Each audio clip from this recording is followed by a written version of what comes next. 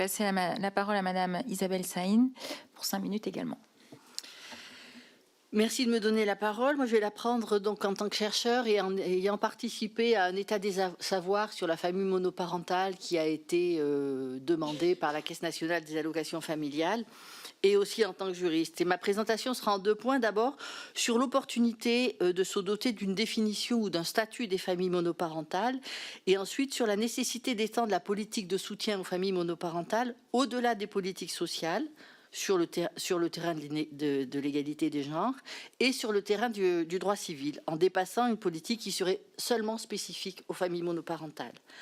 Alors d'abord, faut-il se doter d'une définition ou d'un statut des familles monoparentales, qui est un débat en cours.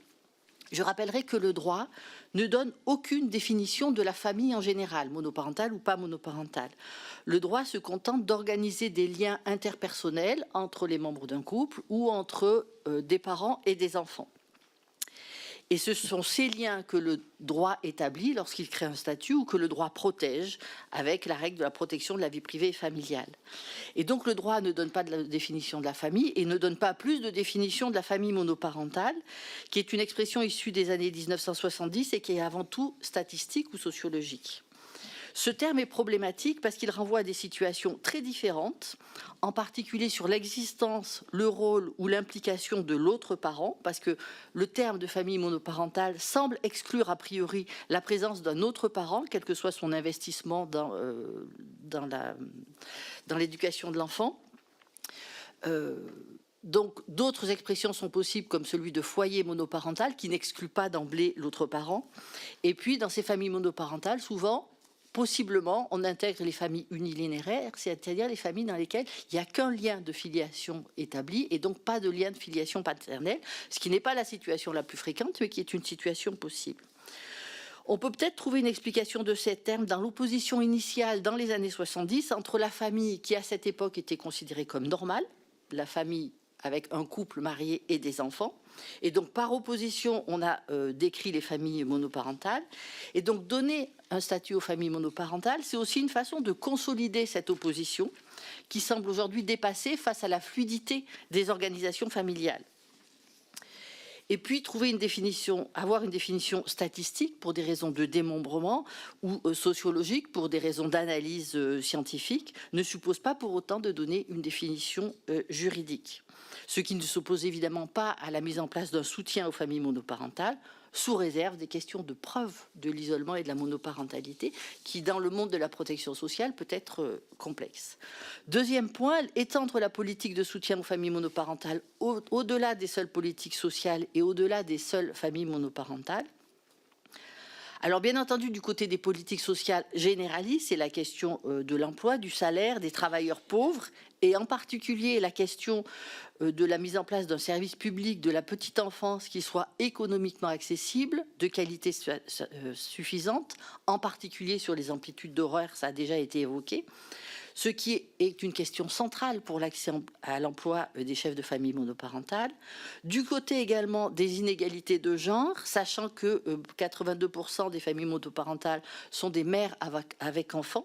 Et donc là aussi, ça renvoie à l'emploi et en particulier au type d'activités qui sont exercées par les femmes et les montants des salaires qui sont octroyés à ces emplois occupés, qui sont beaucoup des emplois de care et qui sont souvent sous-payés.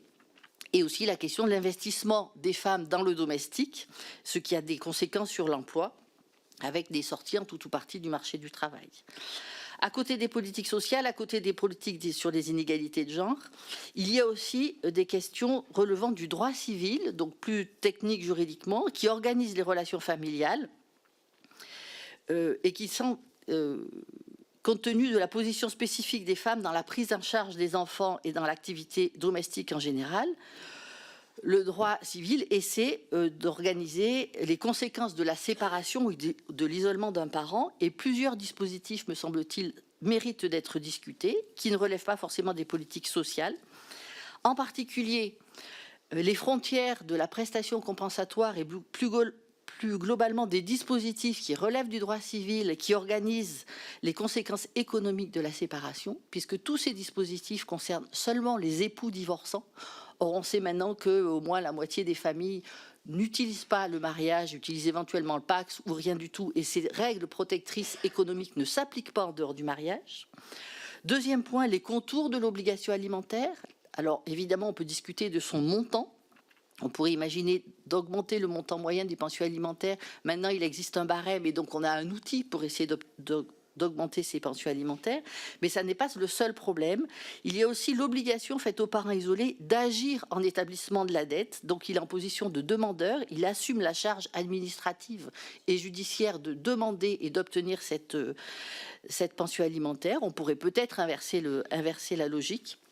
Et puis le statut socio-fiscal de la pension alimentaire, qui est traité comme un revenu imposable, qui fait que son versement effectif aboutit parfois à la baisse des revenus globaux de la famille monoparentale. Et troisième point, s'agissant du droit civil, c'est la liberté de ne pas établir de filiation paternelle, qui fait qu'il n'y aura pas de contribution alimentaire du géniteur qui n'est pas identifié comme un père. Cette approche nous renvoie à la question du partage entre solidarité collective et solidarité privée, qui doit assumer les inégalités de genre.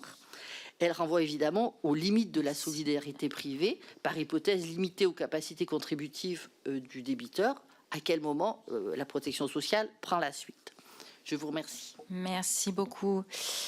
Nous allons maintenant passer aux questions. Je rappelle que